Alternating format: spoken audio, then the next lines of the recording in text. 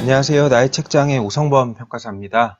오늘은 저작권의 감정평가에 대해서 설명드리고자 합니다. 최근에 저작권이 굉장히 이슈가 되고 있는데요. 기존에는 뭐 작가나 가수들의 저작권이 문제가 되었다면, 문제라기보다는 이제 평가 대상으로 주로 등장했다면, 최근에는 이제 한국에서 영상 산업이 굉장히 발달하면서 영상 콘텐츠에 대한 저작권이 중요해지고 있습니다. 그래서 뭐 저도 이제 막 유튜브를 시작한 꼬맹이 유튜버로서 저작권과 관련된 감정평가 내용을 좀 정리해서 알려드리면 도움이 되지 않을까 해서 영상을 제작했고요.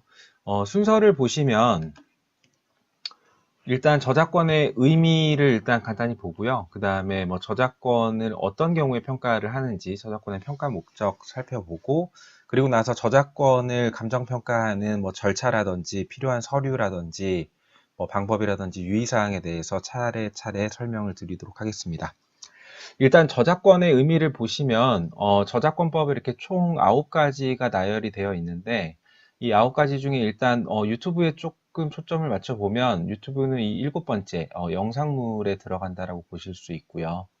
그 다음에 저작자의 경우에는 저작물을 만들어서 그 원본이나 복제물을 공연할 때, 공연한다라는 건 이제 유튜브의 경우에는 어, 채널에 올려서 다른 사람들이 볼 수 있는 상태로 만들었을 때 그 만든 사람을 저작자로 한다라는 것을 확인할 수 있고요. 실명이나 이명, 그러니까 실명으로 해도 되지만 뭐 닉네임으로 표시를 해도 저작권이 성립한다라는 것을 확인하실 수 있습니다.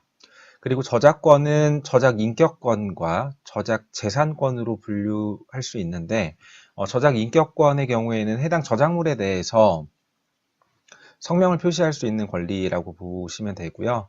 대부분은 저작 재산권이겠죠. 해당 저작물을 공연하거나 뭐 송신하거나 전시하고 뭐 배포 대여할 수 있는 권한을 저작권의 권리로 보고 있습니다.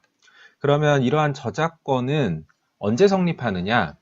저작물을 창작한 때 바로 성립을 합니다. 그래서 별도로 이것을 저작권을 등록하거나 등기하거나 할 필요가 없고요. 뭐 특허권이나 상표권과는 조금 다른 좀 더 폭넓게 저작권의 성립을 인정을 하고 있고요. 저작권이 보호되는 기간의 경우는 저작자가 생존하는 동안부터 사망한 후 70년간인데, 영상 저작물은 그 예외로 창작한 때로부터 70년간만 보호를 하고 있습니다. 그래서 기존의 어떤 어문 저작물이나 아니면은 음악 저작물과는 다르게 영상 저작물의 경우에는 창작한 때로부터 70년간 저작권이 보호가 된다는 사실을 확인하실 수 있을 것 같습니다. 그러면 저작권은 어느 경우에 평가를 하느냐를 좀 살펴볼게요. 최근 저작권 평가가 이 영상 저작물의 평가가 대두가 된 배경에는 18년도 10월달에 국정감사가 있을 것 같습니다. 아래 보여드리는 기사들이 대부분 뭐 국정감사 관련해서 보도가 된 것들인데, 이제 유튜버들이 이제 소위 돈 많이 번다라는 얘기가 나오기 시작하니까 뭐 유튜버들의 어떤 과세 부분이 이제 좀 이슈가 되면서 국정감사 때 유튜버들 과세 제대로 하고 있느냐라고 이제 질의가 나왔던 거고요. 그래서 이제 과세관청에서는 유튜버들의 세금에 대해서 정확하게 확인할 수 있고 그것에 대해서 과세를 할 준비가 되어 있다라고 답변을 한 것이죠. 그런데 이 유튜버들의 수익은 다른 저작권과도 뭐 비슷한 점일 수도 있고 다른 걸 수도 있는데, 계좌를 통해서 투명하게 짓게 된다는 점이 일단 다르죠. 유튜브를 통해서 영상물을 송신을 했을 때 그것으로 인해서 발생하는 뭐 광고 수익이라든지 뭐 상영 수익이라든지 하는 것들이 대부분 계좌를 통해서 집계가 되기 때문에 사실 수익이 집계되는 것은 그렇게 어려운 일이 아닌 것 같습니다. 평가는 어느 경우에 하게 될까요? 개인 유튜버의 경우에는, 일단, 뭐, 사업자 등록을 하지 않고 개인으로 사업을 하고 계신 분들도 있는데, 지금처럼 이제 뭐, 과세의 투명성을 높이겠다라고 하는 단계에서는 사업자 등록을 하시는 것이 유리하다고, 뭐, 많은 뭐, 세무사님들이 말씀을 하고 계십니다. 그래서 사업자 등록을 하시게 되면, 관련해서 발생하는 수익에 대한 부가가치세와 종합소득세 신고가 당연히 있으실 거고요. 근데 이거는 이제 평가하고는 별개로 이제 진행을 하시는 거고, 이제 혹시나 그렇게 해서 발생한 내 저작권, 영상 저작물에 대한 저작권을 뭐 누군가에게 증여하거나 혹은 상속하게 되는 경우라면 저작권을 상속 증여하는 데 있어서 평가가 필요할 수 있습니다.